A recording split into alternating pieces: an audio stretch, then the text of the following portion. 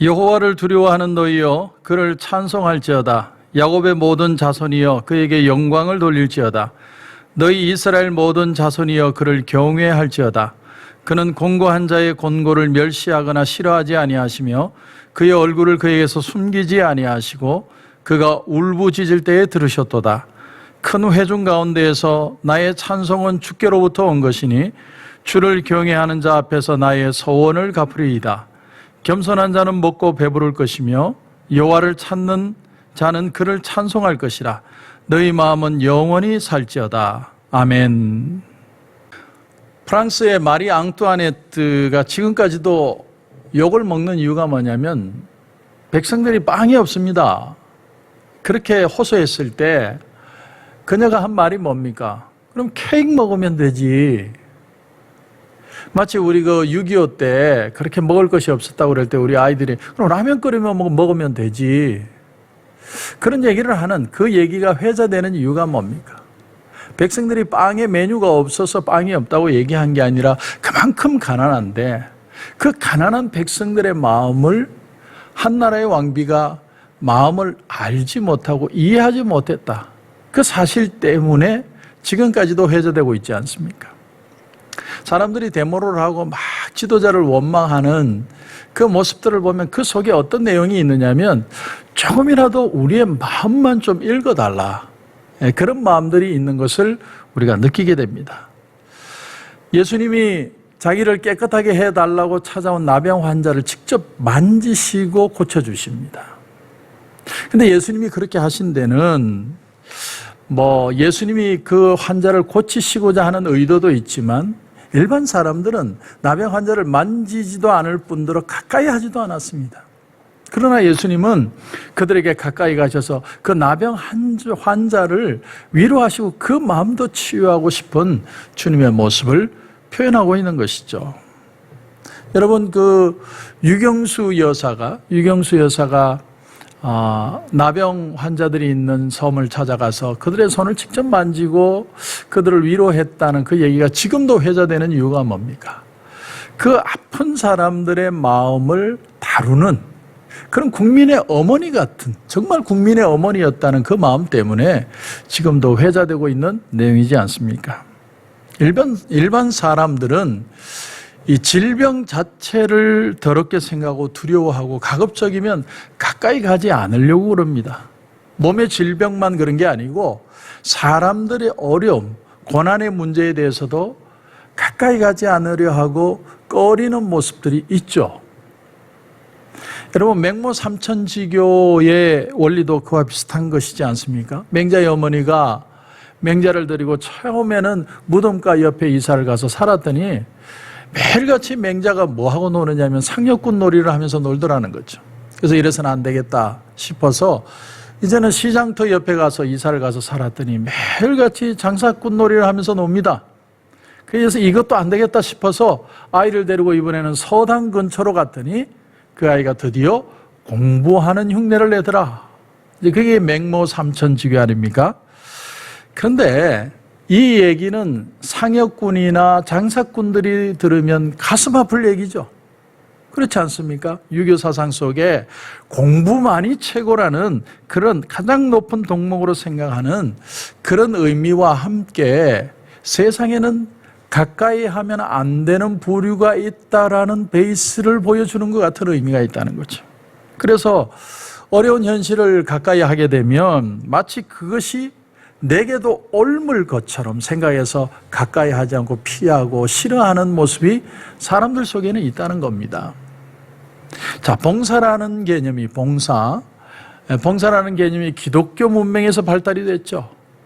아주 부유한 집안에서 자라난 아이들이 전혀 손에 물도 안 묻히고 그렇게 어렵지 않게 살아온 아이들에게 봉사를 가르치고 병원에서 가서 환자들 돕게 만들고 또 일하게 만들고 심지어는 대학에 들어갈 때 고등학교 때 그 봉사 점수가 있어서 거기에 대한 베네핏을 주는 것처럼 이런 모든 봉사의 시스템들이 사실은 기독교 문화에서 발전한 것이죠.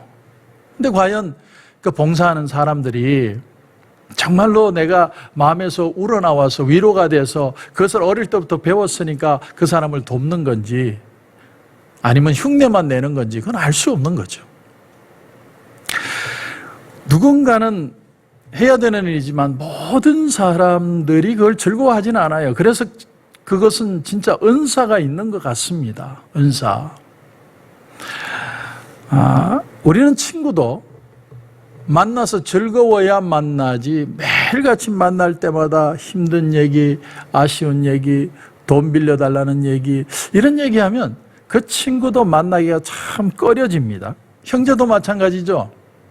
형제도 비슷비슷해야 자주 만나지 형제가 아주 힘들고 가난하고 어렵고 그래서 부담스럽고 이러면 참 만나기도 사실은 어려워하는 것이 요즘의 실태입니다. 그래서 자기 문제만을 말하는 사람을 우리는 징징거린다 그렇게 표현하죠. 저 사람 만나면 맨날 징징거려. 저 사람 맨날 아쉬운 소리야.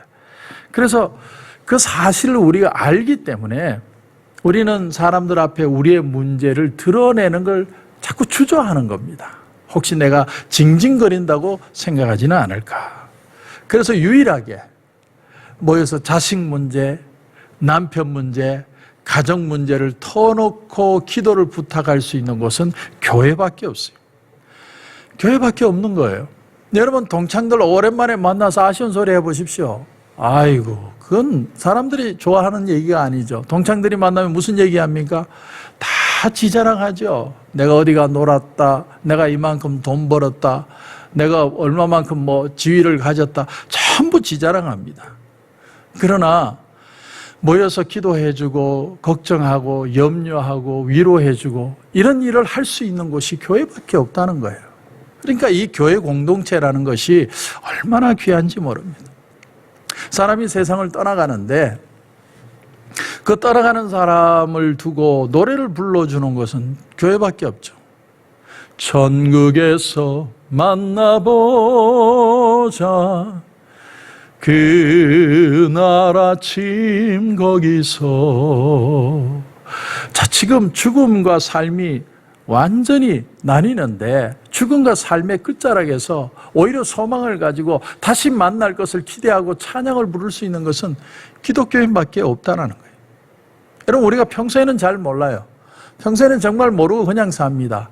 그냥 모든 게 잘 되는 것처럼 보일 때는 그냥 즐겁고 다 행복하고 내 힘으로 다 될 것 같이 사는데 정말 사람들이 어려움을 당하면 그 어려움 속에는 극명하게 믿음을 가진 사람, 믿음을 가지지 않은 사람이 극명하게 나뉘게 되는 것이죠. 자, 그래서 오늘 본문에 여러분 24절 보시면 이렇게 시작합니다. 그가 누굽니까? 하나님이죠. 하나님은 곤고한 자의 곤고를 멸시하거나 싫어하지 아니하시며. 이 말을 여기에 기록할 때 이 말씀의 뉘앙스는 뭐냐면 사람들은 싫어한다는 거예요. 곤고한 자의 곤고를 사람들은 싫어하고 부담스러워한다는 거예요. 그래서 병든 사람을 보면 사람들은 의뢰히 그 사람들에게 병이 났다고 생각하고 가난한 사람들을 보면 가난은 자기의 잘못으로 가난해진 것이고 병든 자는 자기 잘못으로 병들었다고 생각하는 거예요. 그래서 싫어하는 겁니다. 드러내놓지 않지만. 본문에 이 말씀을 기록한 이유는 사람은 그렇게 하지만 하나님은 그렇게 하시지 않는다는 거예요. 하나님은 그렇게 하지 않습니다. 여러분 요즘 코로나 바이러스보다 더 무서운 병이 뭔 줄 아세요? 코로나 확진이 되면 마치 병자 취급, 죄인 취급받는다는 거예요.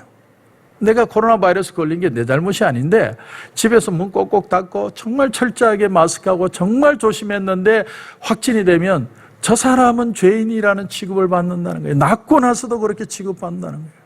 그래서 그게 무서워서 코로나 바이러스에 걸렸다는 얘기조차 못하는 그런 사회가 되어버렸습니다. 사람들은 싫어해요.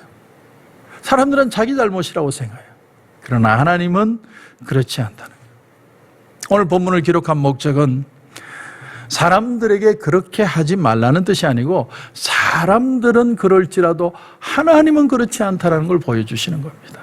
여러분 이 사실을 우리가 알아야 사람에게 실망하지 않고 그리고 우리의 공감을 사람에게 털어놓고 사람에게 위로를 받으려 하는 게 아니라 한나처럼 하나님 앞에 우리의 이 아픔을 털어내놓고 하나님 나를 불쌍히 여겨주시옵소서. 하나님 앞에 기도하고 하나님의 도우심을 구할 수 있게 되는 것입니다. 사람은 아무리 좋은 친구라도 전화를 해서 전화가 왔을 때 아주 힘든 얘기하면 그 전화를 받기를 이제 꺼려 합니다. 그게 이제 사람의 심리라는 거죠.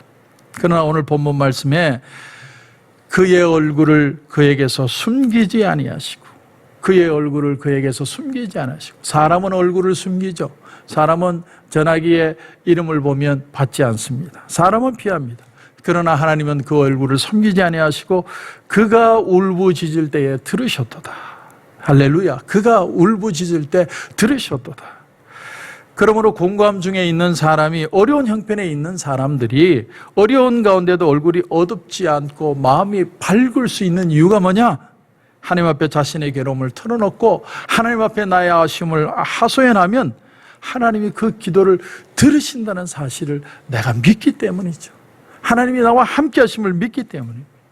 그래서 우리 믿는 사람들은 하나님 앞에 소망을 가지고 사는 겁니다. 그러므로 사람에게 기대하지 말고 하나님은 우리의 공고함을 싫어하지 않으시기 때문에.